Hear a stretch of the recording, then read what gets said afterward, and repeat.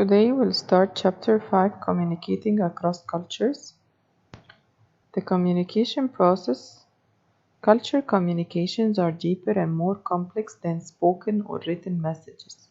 The essence of effective cross-cultural communication has more to do with releasing the right response than with sending the right message, because you could send the right message, but the receiver will interpret it according to his own culture, so he can receive a different message according to his interpretation. So for your message to be effective, he should understand it in the same way you meant, because if he understands it differently, he will respond differently. So your message has to be interpreted in the right way so he can make the right response.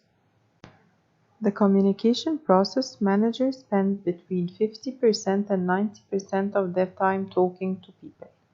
Managers communicate to coordinate activities, disseminate information, motivate people, negotiate future plans. So you as a manager have to understand the role of culture, because you communicate with people all the time. You have to know that these people may come from different culture, so you have to know how to deal with these different cultures so you can motivate them in the right way, give them the information they need that they will interpret in the right way. They can work as a team in the right way, so you have to understand each one culture. The communication process.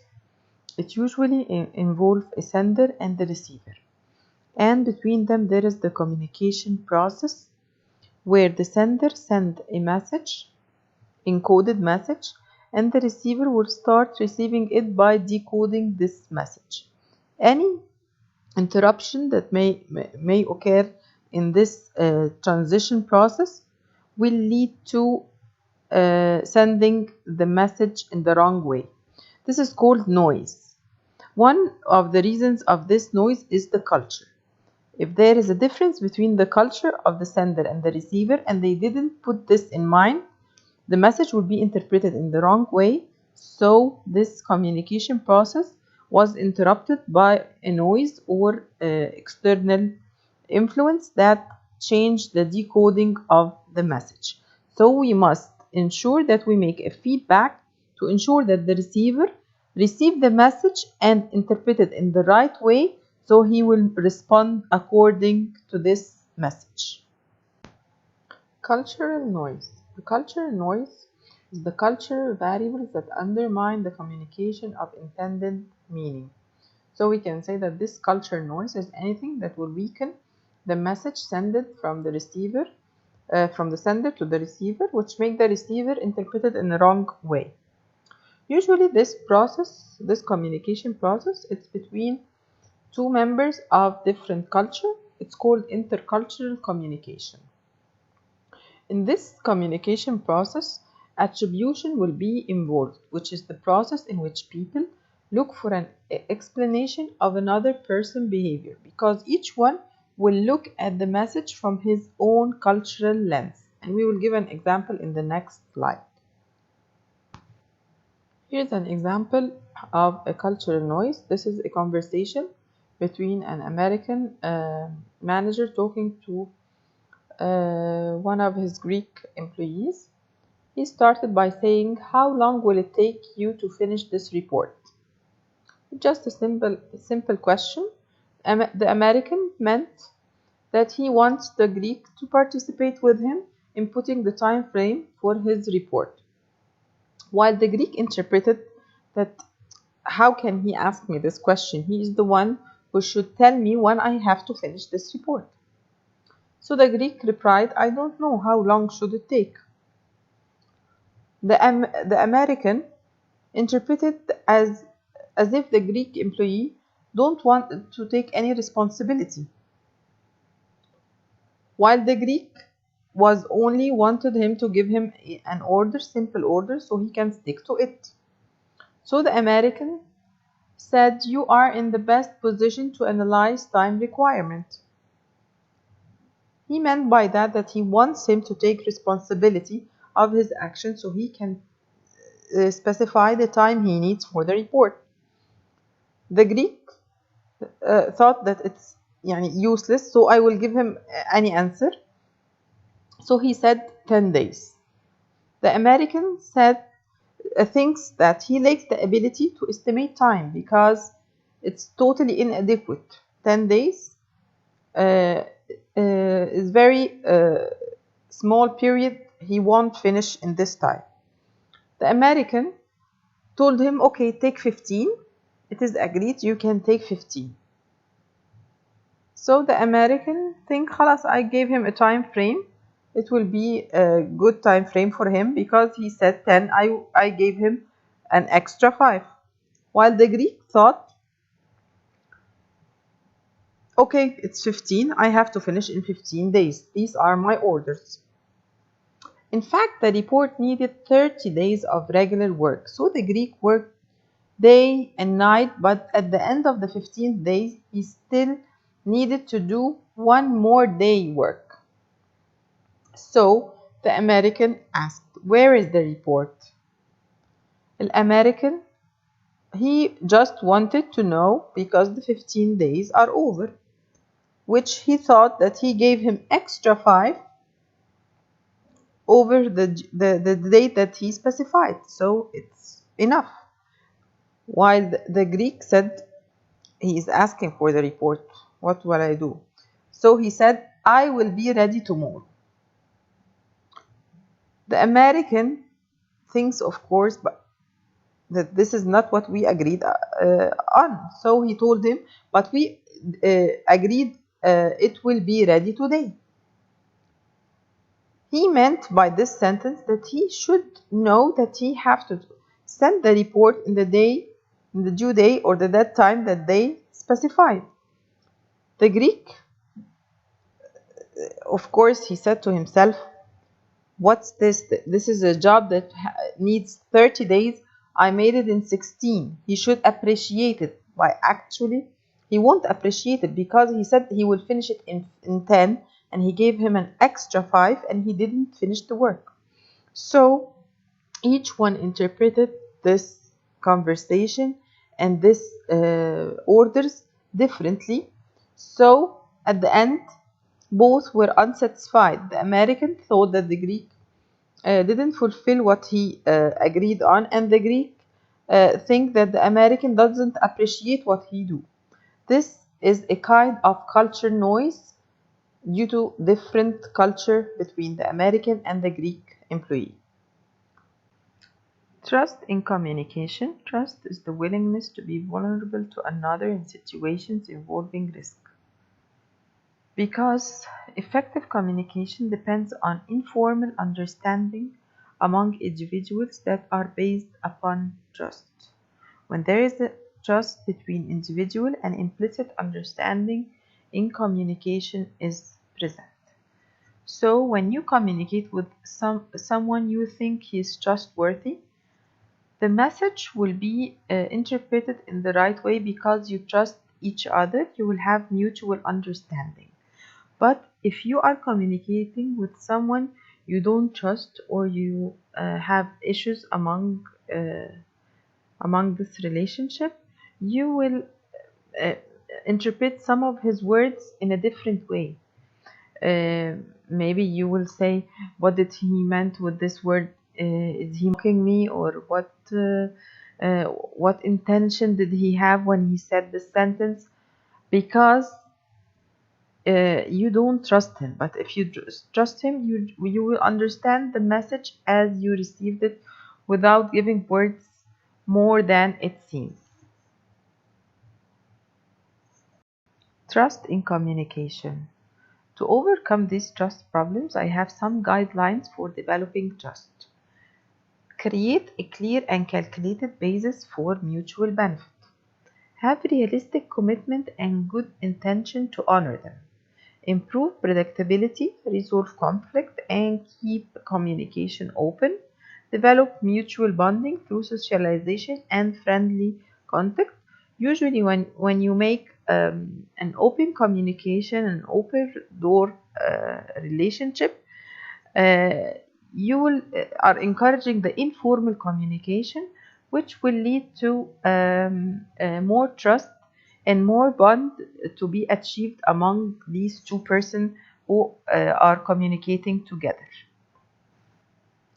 On a different level, it's also useful to be aware of cultural variables that can affect the communication process by influencing a person's perception.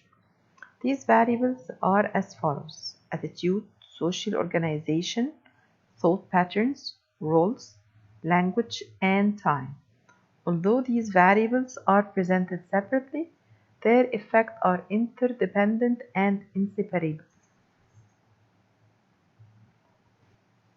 So it's useful to know the cultural variables that affect person perception.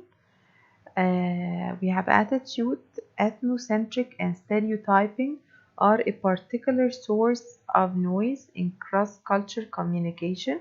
So this type of attitude affects the communication. For example, when you give a certain characteristics and generalize it on all the people from this nationality. Social organization, nation, tribe, religious sects, or profession can influence our priorities and value. You can put certain sets in your mind that these professions are a higher priority than others. Thought patterns, the logical progression of reasoning varies by culture. So how you think, how you organize your thinking is affected by your culture. Roles. The perception of a manager role differs considerably around the world. For example, remember the example we gave about the American and the Greek. So each culture understand the role of manager differently. For example, the American manager role is more like participating together and taking the decision, while in the Greek culture it's more giving order and obeying these orders. Also, the nonverbal communication, which is the behavior communicated without words. Even minor variation in body language, speed, speech rhythm, and punctuality can cause mistrust. Language can also play an important role because the inability to speak the local language or the poor or too literal translations are often causes of mistrust. For example, Pepsi slogan "Come alive with Pepsi." When it was translated into German, it meant "come out of the grave," so it lost its meaning. There is a nice quotation from Bernard Shaw that Britain and America are two nations separated by a common language because they use the same language, but they are separate because most of the words mean different things in Britain than in America. The way people use and regard time is another cultural variable that must be considered. For example, the Brazilians' relative punctuality communicates the level of importance of those involved. So, according to their culture, the importance of time is related to the importance of the person I have this meeting with. To the Middle Easterns, time is something controlled by the will of Allah. So to initiate effective cross-cultural business interactions, managers should know the difference between monochronic time system and polychronic time system and how they affect communication.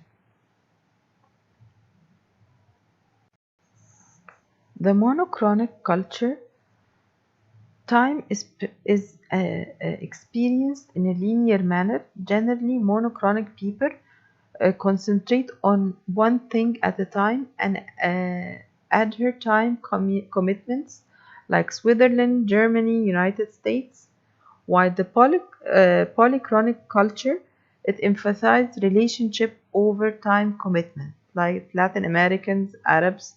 If you have relations or some relative friends talking to, you will postpone some time of your meeting till you finish. Context in which the communication takes place affects the meaning and interpretation of the interaction. Of course, the situation that this conversation took place will affect how you interpret this message. Culture are either high or low context. The high context, when feelings and thoughts are not explicitly expressed. One has to read between the lines. While low context, the feeling, thoughts are expressed in words and information is more readily available. And here's a figure showing the high and low context countries. So we have to know how to adapt to other cultures. For example, how to communicate with Arabs. Arabs are warm, emotional, and quick to explode. The language aptly communicates the Arab culture is one of emotional extremes. It contains means for over-expression, words that allow for exaggeration, metaphors that emphasize a position, many adjectives. What is said is not as important as how it is said. As Arabs do business with people, not companies, and they make commitment to people, not contracts. A phone call to the right person can help to get around seemingly invincible obstacle. An Arab expects loyalty from friends, and it is understood that giving and receiving favors is an inherent part of the relationship. No one says no to a request for a favor. Also, the core of the culture is friendship, honor, religion, and traditional hospitality. Family and friends take precedence over business transactions. Hospitality is a way of life and is highly symbolic. Women play little or no role in business or entertainment. It is a male-dominant society. Also, society values honor, which is brought about when conformity is achieved. Shame may result not just from doing something wrong, but from having others find out about it. High contact and high context. Here is an example of a communication among different cultures that may be interpreted with this culture noise. When an American sender, an Arab receiver may see his message so aggressive, no hospitality, so he may shut down this receiving the message properly. And if the other way the Arab will send to the American may see it so flattery and honor will be misunderstood. So when deciding to deal with the Arab culture, you must be patient to recognize the Arab attitude toward time and hospitality. Take time to develop relationship and trust, for these are prerequisite for any social or business transaction. Recognize that people and relationship matter more to Arabs than the job, company or contract. Conduct business personally, not by correspondence or telephone. Also, avoid expressing doubts or criticism when others are present.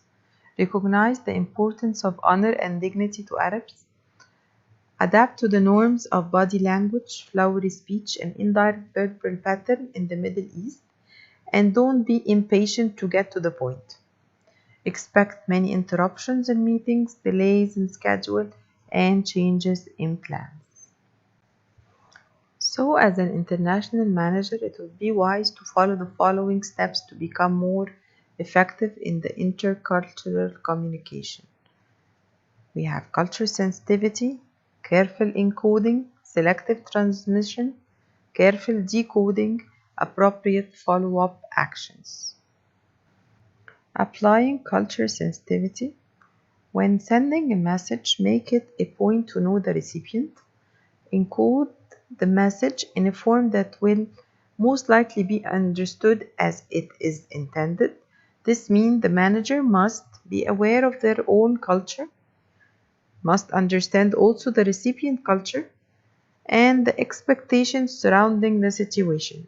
So he must carefully understand the other culture, the one who will receive the message, to ensure that he will interpret it in the same way he encoded the message. Careful encoding. The sender must consider the receiver's frame of reference to make the best choice regarding the words he will choose to put in his message, the picture, the gestures. Also remember that the language translation is only part of the process, and consider the non-verbal language as well. Selective transmission. To choose the right medium to send your message or the right channel, you must consider a number of issues. Number one, the nature of the message you're sending, the level of importance, the context and expectation of the receiver, and timing involved, and finally personal interactions. Careful decoding of feedback. Of course, the best means to obtain accurate feedback is the face-to-face interaction. Best means for avoiding miscommunication is to improve your own listening and observation skills. We have three types of miscommunication. The receiver may misinterpret the message, or the receiver encoded the response incorrectly, or the sender misinterprets the feedback.